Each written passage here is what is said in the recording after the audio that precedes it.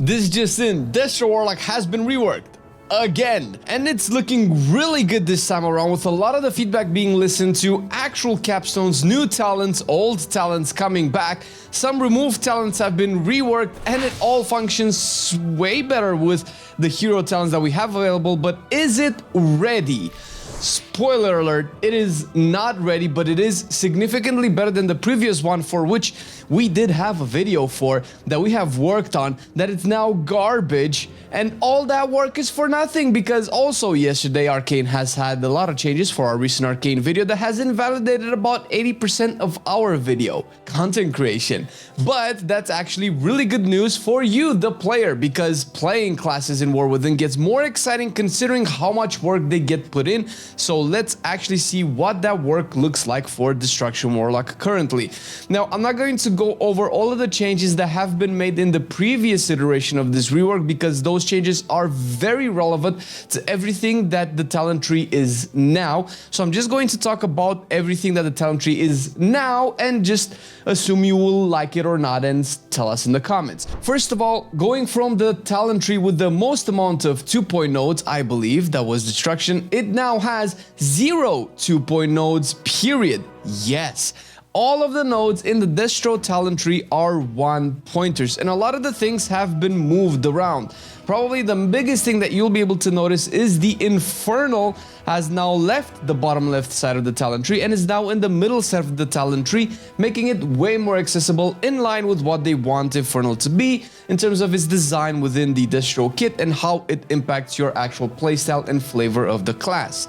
Since Infernal is very key to what Destruction is, it's very central, and you actually can get all of its upgrades from Infernal Brand, where Infernal melee attack causes its target to take 3% increased damage from its immolation, to Crushing Chaos. Summoning Infernal increases the damage of your next 8 casts of Chaos Bolts by 25%, or your next 8 casts of Rain of Fire by 35%.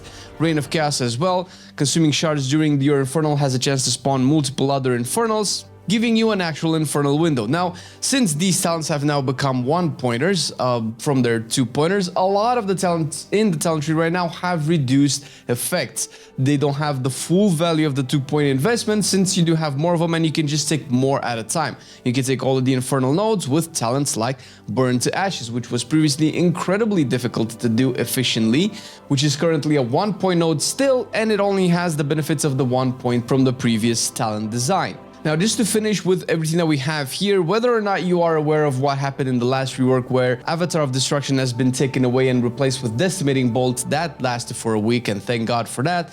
Avatar of Destruction has come back, but now it's in a new form, which was previously in the Diabolist hero talent tree. Consuming Ritual of Ruin, which is, the free Chaos Bolt or Rain of Fire, will now summon an Overfiend, and no longer a Blasphemy type Infernal. That Overfiend will generate 1 shard every 0.5 seconds for its entire duration, which is 8 total seconds. That means 16 soul shards, and as it stays alive, it will consistently fire Chaos Bolts at its target.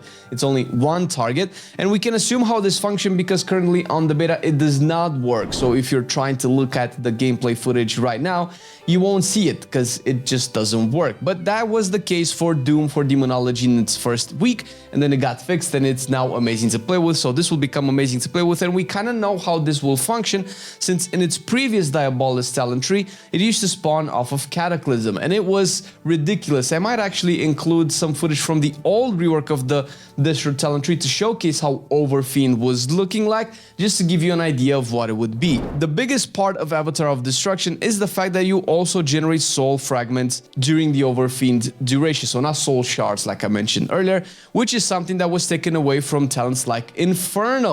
That's now all the way at the top talent tree, and Inferno right now just gives you a discount on your Rain of Fire by 1 shard, and then it just does 20% more damage. This actually can still facilitate the overgeneration of a lot of the soul shards and the feedback loop of spending shards doing damage, and because you do that you gain more shards, you do more damage, and because you do that you keep cycling this concept around, which was the infinite AoE scaling that Destruction had, and that's still currently possible, but now made a lot more interesting, and with the requirement of a capstone and not actually the baseline Inferno talent, making it much more compelling to build your destruction and way more interesting to have access to this unique fantasy that destruction kept having, and it's great that it's still now in the game. And since we're talking about Inferno, I do have to say that as a downside, Cataclysm and Inferno are still at a choice node. I have been playing with Cataclysm on the alpha, and it's a lot more fun, and it's so good to play with it back since I don't need Inferno to constantly AoE scale.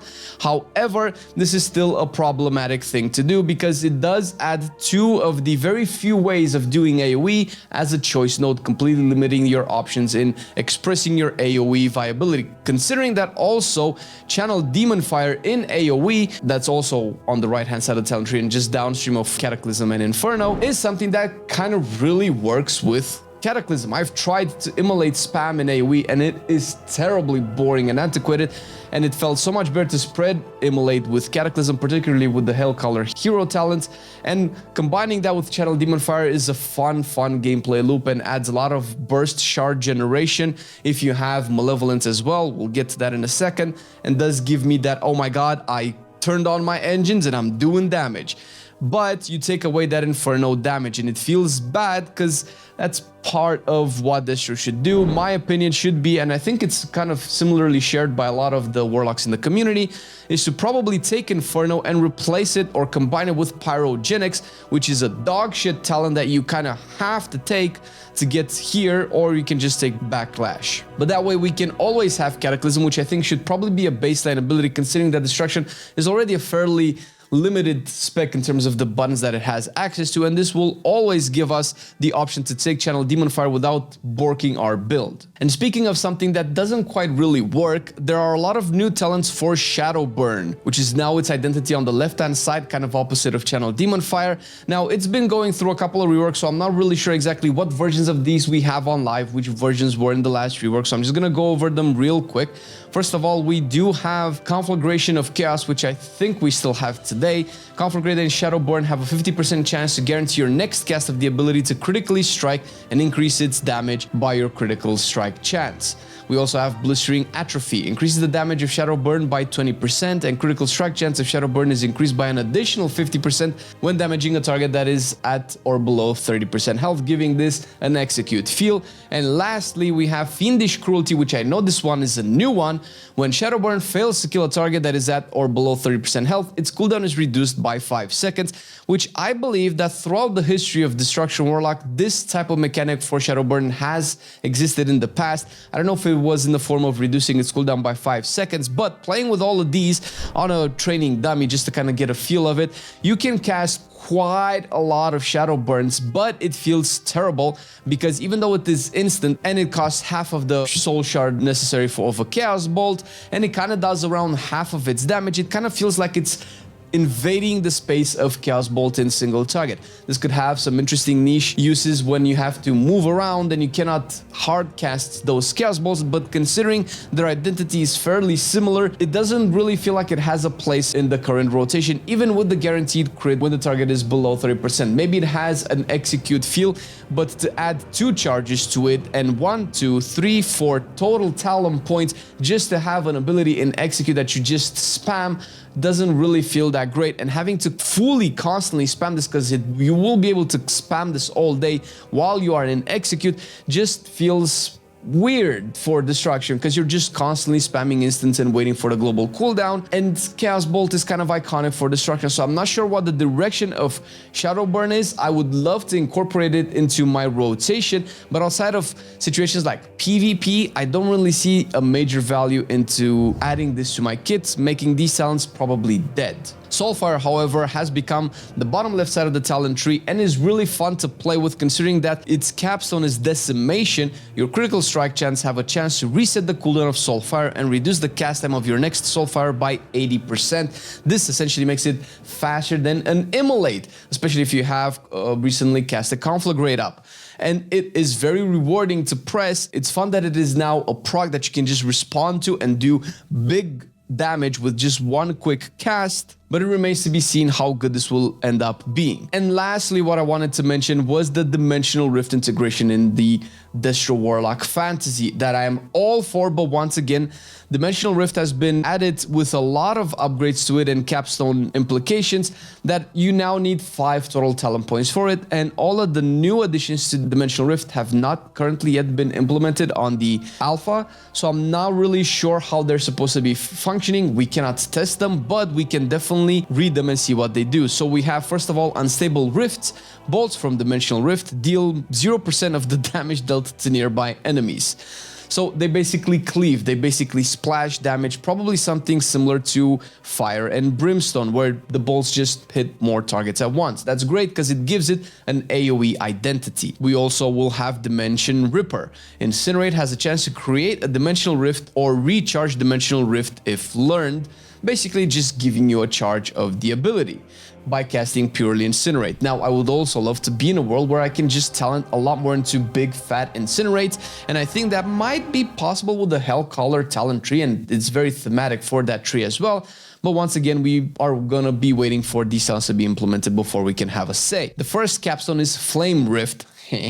Dimensional Rift can now summon a powerful Flame Rift. Obviously, inferring from the tooltip, this will be a big portal that just shoots out maybe Incinerate type bolts or actually incinerates, while the other capstone is Lessons of Space and Time. While you have a Dimensional Rift open, hoping that this applies to Flame Rift as well, all of your damage is increased by a flat percentage. This is a tuning knob, will probably be adjusted in a way where it's competitive with the other capstone. And one last capstone to mention, although it's not a very interesting one, which is why I left it for the end. Improved Chaos Bolt increases the damage of Chaos Bolt by 10% and reduces its cast time by 0.5 seconds.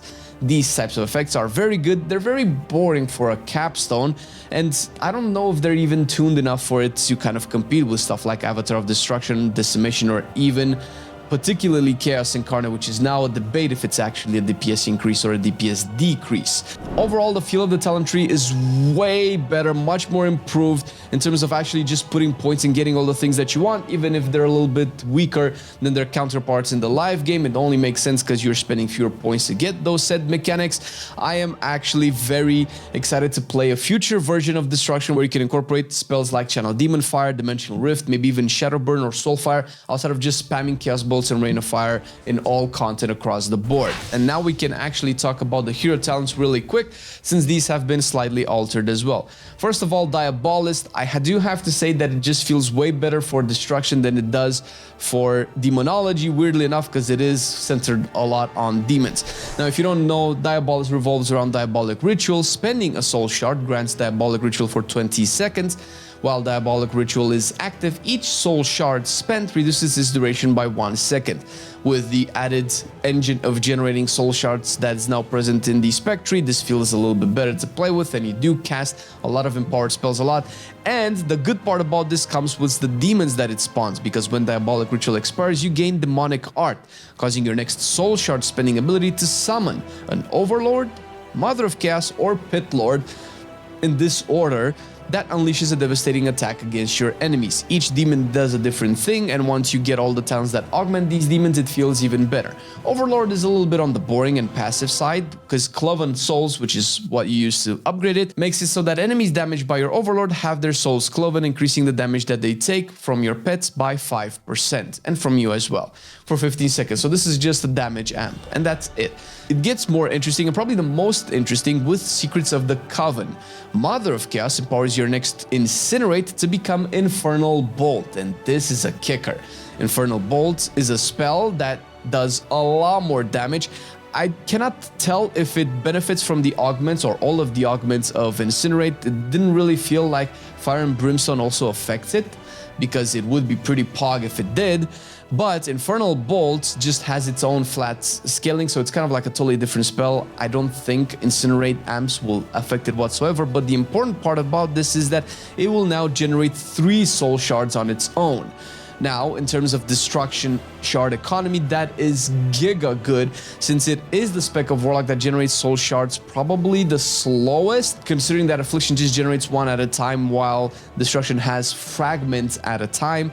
This feels incredibly good, a big, fat payoff in your rotation where you just pretty much fill your soul shards with just one cast of Infernal Bolt. Very easy to overcap, by the way, so it is something that you need to be aware of and respond to when the proc launches really quick. And that's not something that you normally do with Destruction, considering that your rotation is very predictable, and these types of elements just make it way more engaging. And lastly, Ruination, which is the Pit Lord version and also the capstone, makes it so that summoning a Pit Lord causes your next Chaos Bolt to become Ruination.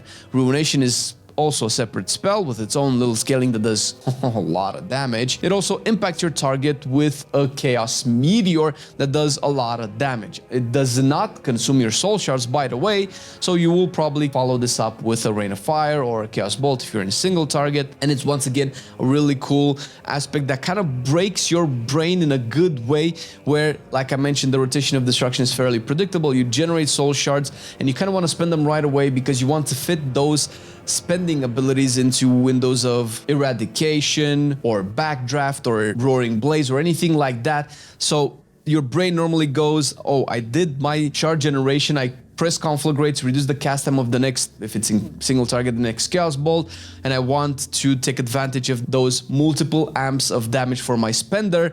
But then you have two back-to-back spenders with Ruination that kind of really puts you on your toes to get all of this done. And there are a lot of other cool talents that are still part of the Diabolist tree. Infernal Vitality and Infernal Bulwark essentially affect your Unending Resolve cooldown, where one heals you for 30% of your max health over 10 seconds and the other grants you Soul Leech equal to 10% of your max health and increases your max amount of Soul Leech that it can absorb by 10% more. Soul Edge Circles and an island below also affect some of your mobility, where Soul Edge Circles makes it so that you always gain the benefit of Soulburn when casting Demonic Circle, increasing your movement speed by 50% and making you immune to snares and roots, which is really good considering Soulburn is now a capstone in the talent tree and something that you probably won't ever take, considering how expensive the bottom part of the Warlock talent tree is, since that's where most of your damage nodes are. So this is a good quality of life addition. Or an island below, Hall of Terror cooldown is reduced by 15 seconds and range is increased by 5 yards for more fear utility. But the important bits are in the middle with Cruelty of Zerson and Infernal Machine. Cruelty of Zerson makes summoning your Infernal Grand Diabolic Ritual and reduces its cooldown by 3 seconds. Likely what you will be using is Infernal Machine though.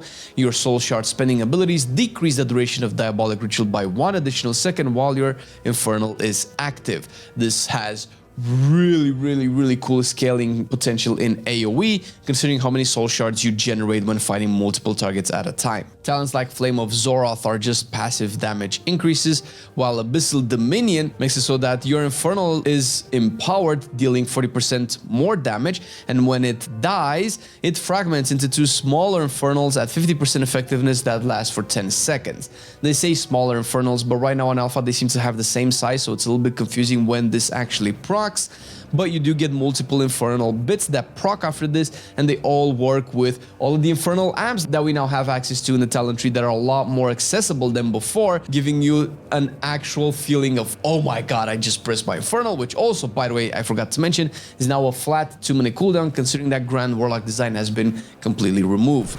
And even though all of this is really cool, Hellcaller just feels weirdly better and more fun for destruction than Diabolist.